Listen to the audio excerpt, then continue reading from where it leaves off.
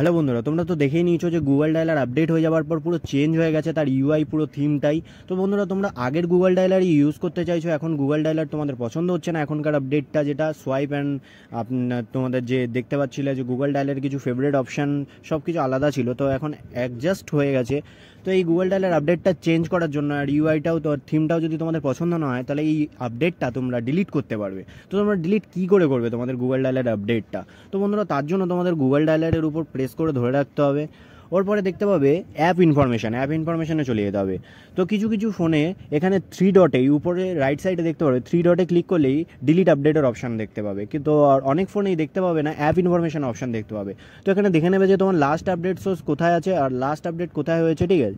দেখে নেওয়ার পর এখানে যদি অপশান না দেখতে পাও ডিলিট আপডেট, তো এখানে দেখতে পাবে কিছু কিছু ফোনের নিচে ফোর্থ স্টপের সাইডেই আনইনস্টল আপডেটস লেখা থাকবে। তো এখানে আনইনস্টল আপডেটে ক্লিক করে দিতে হবে। তো দেখতে পাবে এখানে আনইনস্টল, যে তোমার যে আপডেটটা হবে আনইনস্টল হয়ে যাবে। ওকেতে ক্লিক করে দেবে।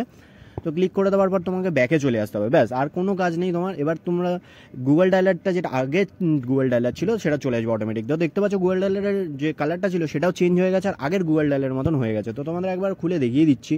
তো আগে যেমন গুগল ডায়ালার ছিল, যেমন ফেভারিট অপশান আলাদা করে ছিল, কলের অপশান ছিল, আর যেমন কল আসতো, তো তোমাদের যেমন থিমটা ছিল তেমনই দেখতে পেয়ে যাবে।